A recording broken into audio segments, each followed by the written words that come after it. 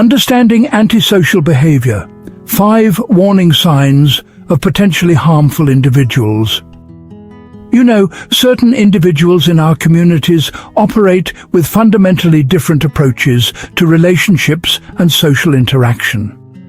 While most people navigate life with consideration for others' well-being, some individuals consistently prioritize their own interests above all else, sometimes to the detriment of those around them. Now, understanding these behavioral patterns isn't about becoming suspicious of everyone you meet. It's about developing healthy discernment that helps you make informed decisions about relationships and protect your well-being when necessary. Research in psychology and criminology has identified consistent patterns among individuals who repeatedly engage in manipulative or exploitative behavior. These patterns often appear across different contexts: personal relationships, workplace interactions, and community involvement. The 5 behavioral patterns we'll explore represent warning signs that mental health professionals and researchers have documented extensively. Recognizing these signs can help you make informed decisions about how much trust and access to grant in your relationships. Warning sign 1. Calculated charm and adaptability. One of the most commonly observed patterns among manipulative individuals is their exceptional ability to present themselves as exactly what you're looking for in a relationship or friendship. Understanding strategic charm. While genuine warmth and interest develop naturally over time, calculated charm appears with suspicious intensity and precision. This isn't about someone being naturally charismatic. It's about someone who seems to have studied your preferences and crafted their personality accordingly. Key behavioral indicators. Rapid personality mirroring. They quickly adopt your interests, values, and communication style with uncanny accuracy. Intensive early attention. They provide overwhelming levels of focus and admiration that feel disproportionate to how long you've known each other. Perfect timing. They seem to know exactly what to say or do at each moment to maximize their appeal. Inconsistent presentation. Their personality or interests seem to shift depending on their audience.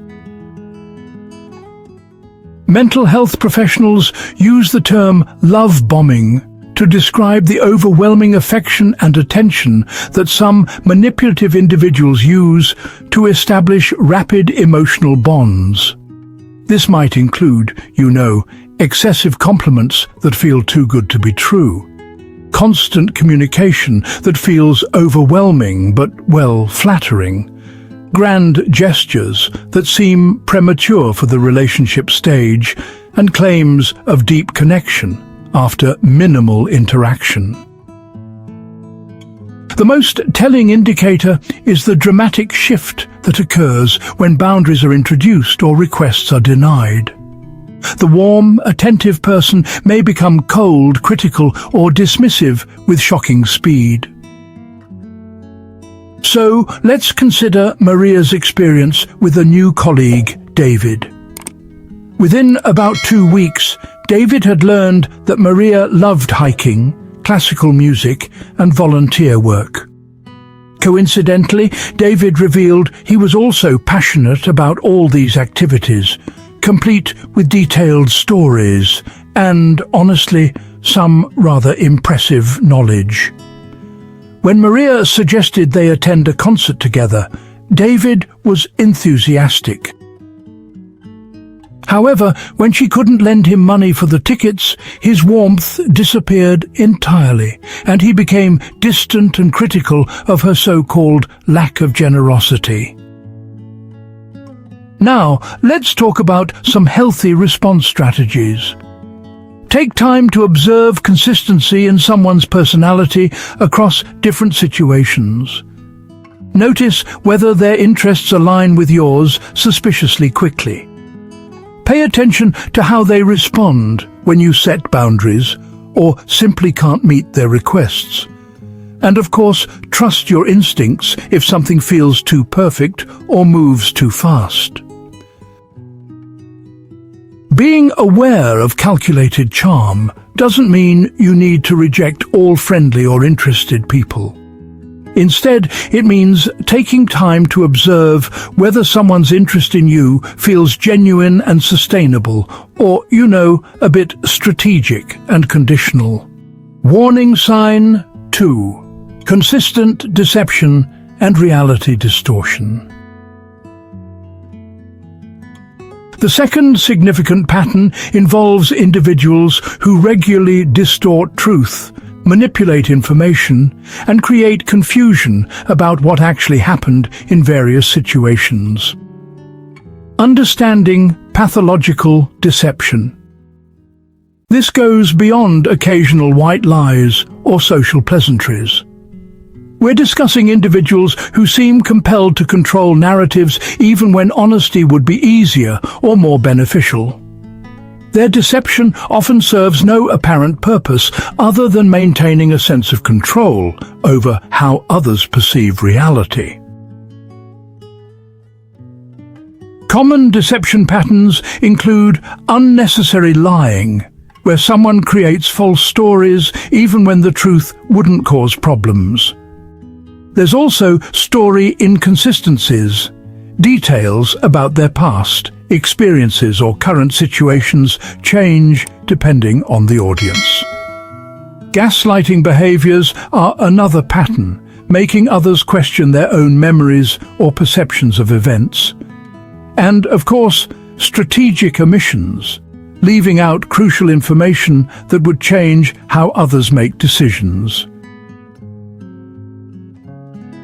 The gaslighting phenomenon. Gaslighting involves systematically making someone doubt their own perception of reality. This might manifest as denying conversations or events that clearly occurred, claiming you agreed to things you never agreed to, insisting your emotional reactions are oversensitive or unreasonable, and rewriting history to make themselves look favorable and you look unstable. Triangulation tactics? Well, many manipulative individuals actually create conflict between other people by sharing, different versions of events with different parties. For example, they might tell person A that person B criticized them while telling person B something entirely different. This sort of behavior serves a few purposes. It positions the manipulator as the central, trustworthy source of information, creates divisions that prevent others from, let's say, comparing notes, and helps them maintain control over social dynamics and relationships. Here's a real-world example. Jennifer noticed that her supervisor, Tom, consistently provided different accounts of meetings depending on who asked. When the team missed a deadline, Tom told upper management that Jennifer had insisted the timeline was realistic, while telling Jennifer that management had, demanded the impossible timeline. It was only when team members compared notes that they realized Tom had been creating these conflicting narratives consistently. So, what can you do to protect yourself? Well, first, keep records of important conversations and agreements.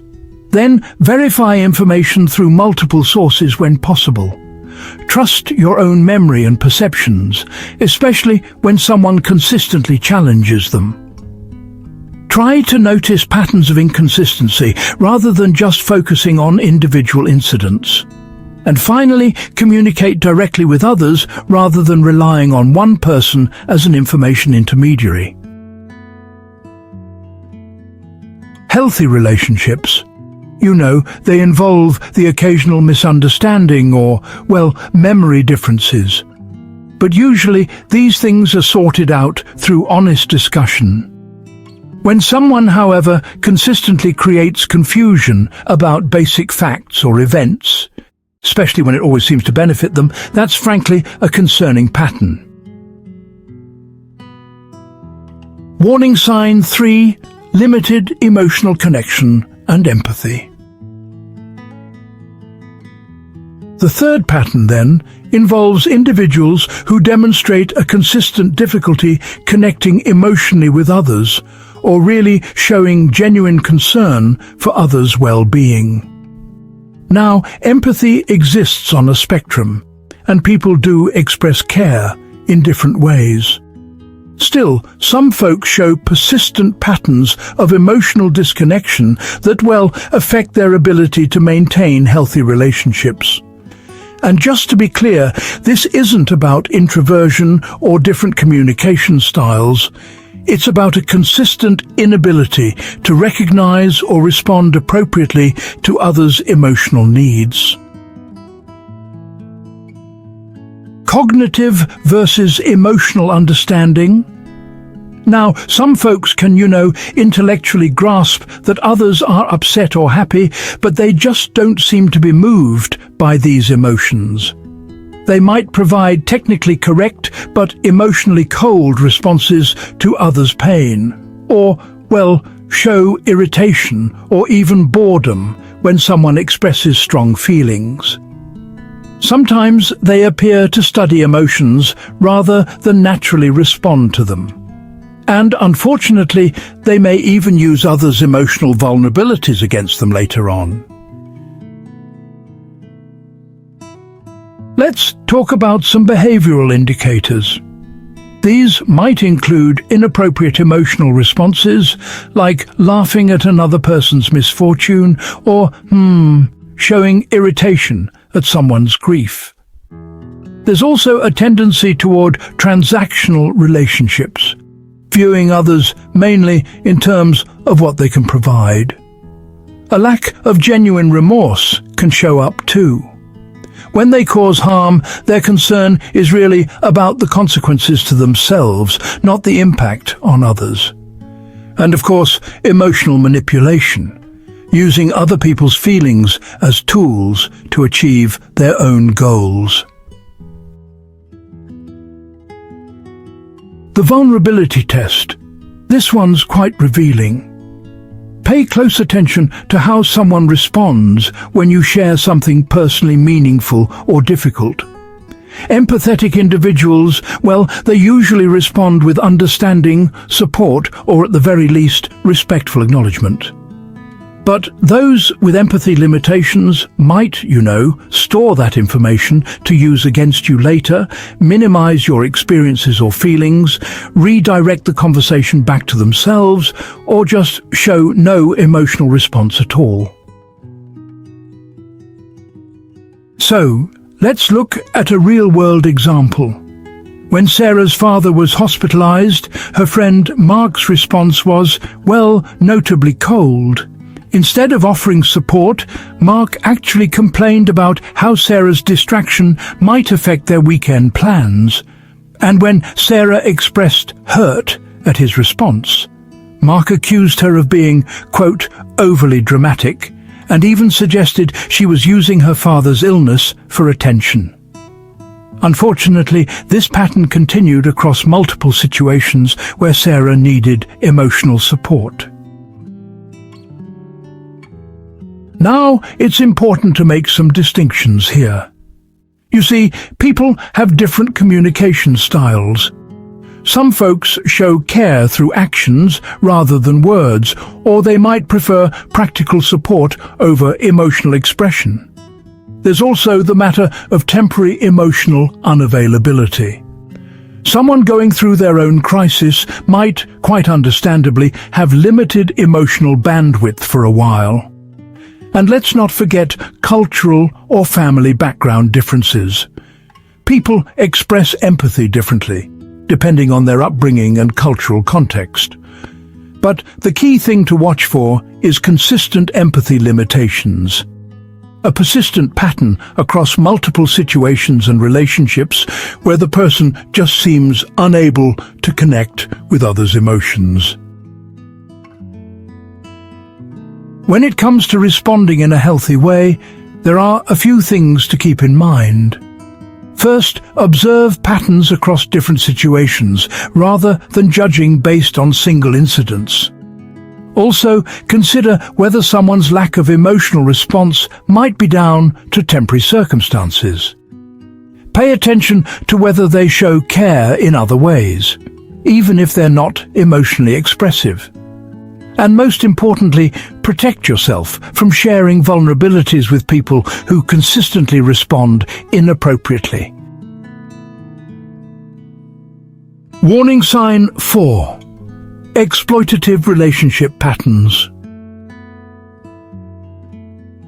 The fourth warning sign involves individuals who consistently extract more value from relationships than they contribute, often through systematic exploitation of others' resources, time, or goodwill. Understanding exploitative dynamics, this pattern goes beyond occasional neediness or temporary reliance during difficult periods. We're discussing individuals who approach relationships with a fundamental expectation that others exist to serve their needs with little reciprocal consideration. The idolize, devalue, discard cycle. Mental health professionals have documented a common pattern among exploitative individuals. Idolization phase, treating you as exceptional and wonderful, often with intense attention and praise. Devaluation phase, gradually criticizing, diminishing or taking you for granted once they feel secure in the relationship. Discard phase, ending or dramatically reducing the relationship once they've extracted desired value or found better opportunities. Now, let's talk about resource exploitation patterns. Financial exploitation might look like someone borrowing money without any intention of repaying, accessing your accounts in ways that just aren't appropriate. Or, creating so-called emergencies that always seem to require your financial help. On the emotional front, it's often about demanding your constant support for their problems, while honestly showing very little interest in what you're going through. Socially, they could be using your connections or your reputation just to advance their own interests. And when it comes to your time and energy, they might expect you to be immediately available for them, yet they're consistently unavailable whenever you need something. Boundary escalation? It's something exploitative individuals often do by testing boundaries gradually. They might start with small requests that at first seem pretty reasonable. Then, once those initial requests are met, they tend to increase their demands. If you try to set boundaries, they could frame it as selfishness or a lack of caring on your part. And they often create a sense of urgency or guilt to pressure you into compliance. The entitlement mindset. Well, what really distinguishes this pattern is the underlying belief that they deserve access to your resources. This isn't about a temporary need during a crisis. No, it's about a consistent expectation that your time, your money and your energy should always be available to them.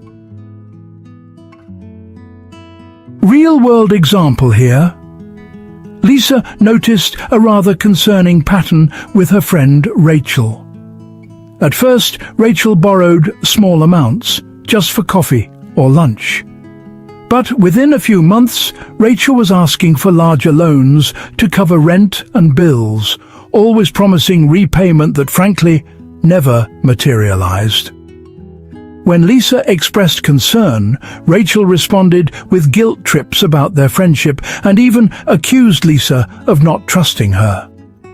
Eventually, Rachel went so far as to request access to Lisa's professional network for job opportunities, all the while creating drama that actually damaged Lisa's other friendships. Recognition strategies. Let's go through a few, shall we? First, track the give-and-take balance in your relationships over time. Notice whether requests escalate in scope or frequency. Observe how someone responds when you say no or set boundaries.